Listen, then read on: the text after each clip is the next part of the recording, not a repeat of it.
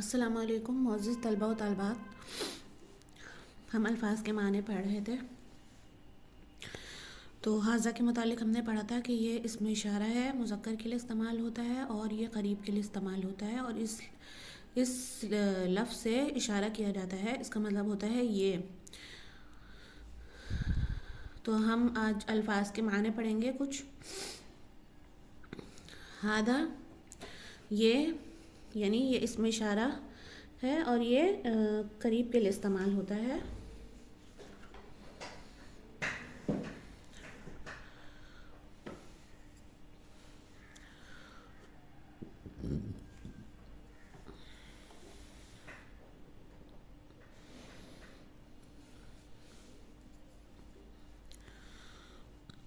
ما ہادہ، اس کا مطلب ہے یہ کیا ہے. ما ہادہ، یہ کیا ہے. ماں کا مطلب یہ بتایا تھا کہ ماں اور من میں فرق ہوتا ہے. ماں اور من میں کیا فرق ہوتا ہے کہ ماں سے کسی چیز کے متعلق سوال کیا جاتا ہے اور من سے انسانوں کے بارے میں سوال کیا جاتا ہے. تو ما ہاذا، یہ کیا ہے. ہم کسی چیز کے متعلق یہ تو نہیں کہتے نا کہ یہ کون ہے، ہم کہتے ہیں کہ یہ کیا ہے. تو عربی میں اس کا لفظ ماں ہے. ما ہاذا، یہ کیا ہے. مکتبن، تپائی، میز. مکتب کہتے ہیں ٹیبل کو، ڈیسک کو. تپائی کو، میز کو مکتبن. بابن، دروازہ. بابن، دروازہ. جدارن، دیوار. جدارن، دیوار. دیوار کو کیا کہتے ہیں، جدارن. جدارن، جدارن. دروازے کو کیا کہتے ہیں، بابن. بابن. آپ لوگ ایک کاپی بنا لیں اور اس میں یہ الفاظ معنی لکھیں اور اس کی پریکٹس کریں. فرسن، انشاءاللہ آپ کو بہت بہترین انداز میں سکھایا جائے گا. فرسن، اس کا مطلب ہوتا ہے گھوڑا. فرسن، اور ایک لفظ ہے، دو لفظ استعمال ہوتے ہیں عربی میں گھوڑے کے لیے. حصان بھی بولتے ہیں. ہا صاد الف نون، حصان. حصان. اور فرسن بھی کہتے ہیں. فرسن، حصان، گھوڑا. کأسن، گلاس. رجل، آدمی. کأسن، گلاس. کأسن، گلاس.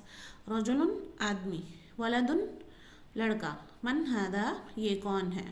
اور من اور ماں میں فرق بتا دیا تھا کہ ماں سے کسی چیز کے متعلق سوال کرتے ہیں اور من سے انسانوں کے متعلق سوال کرتے ہیں. جیسے اردو میں بھی بولتے ہیں نا کہ یہ کون ہے، اور انسان کے متعلق پوچھتے ہیں اور چیز کے متعلق کیا پوچھتے ہیں کہ یہ کیا ہے. تو اس طریقے سے عربی میں بھی ماں کا لفظ آیا چیز کے لیے کہ ما ہاذا، یہ کیا ہے، اور من کا لفظ آیا انسانوں کے لیے کہ من ہاذا، یہ کون ہے. امید ہے کہ آپ کو یہ ان دونوں کے فرق پتہ چل گئے کہ ماں اور من میں کیا فرق ہے. اور اگر کسی کو کوئی سوال ہو تو وہ کمنٹ میں پوچھ لیا کریں. عمودن. عمودن کہتے ہیں ستون کو.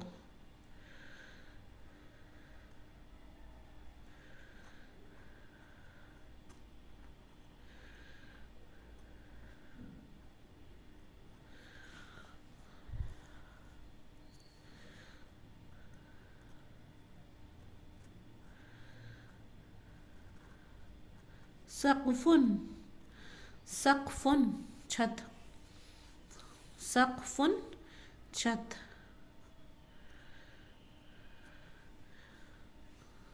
عمودن، ستون. حجرن. حجرن کسے کہتے ہیں، پتھر.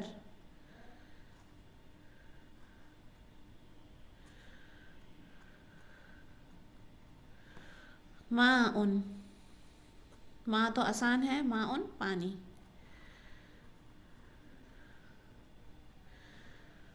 قلم الرصاص، پینسل. قلم الرصاص، پینسل.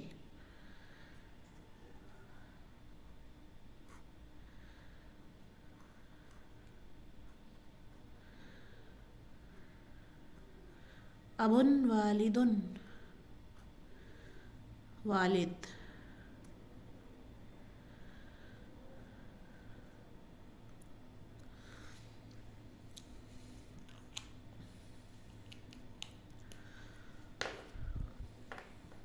ایک دفعہ پھر دیکھ لیجئے. ہادہ اور ہادہ کس کے لیے استعمال ہوا تھا؟ مذکر کے لیے. یہ قریب کے لیے استعمال ہوتا ہے اور مذکر کے لیے استعمال ہوتا ہے. اس کا مطلب ہوتا ہے یہ.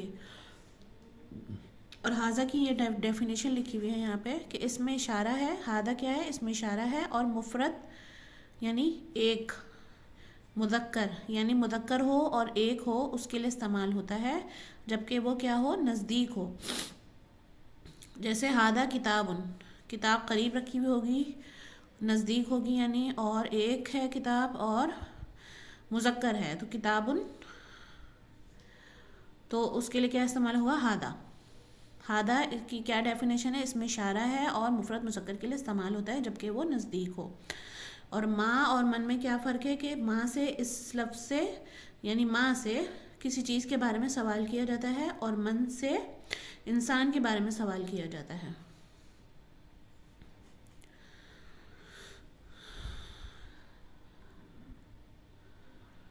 امید ہے کہ آج کا سبق آپ لوگوں کو سمجھ میں آ گیا ہوگا، اور جو بات نہیں سمجھ میں آئی تو وہ کمنٹ میں ضرور پوچھ لیا کریں.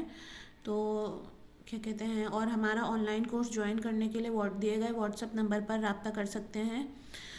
ہمارا 3 مہینے کا کورس ہوتا ہے یہ، اور واٹس ایپ پر ویڈیوز کے ذریعے سے کلاسز ہوتی ہیں. جو جوائن کرنا چاہے تو وہ نمبر پر رابطہ کر سکتا ہے. السلام علیکم.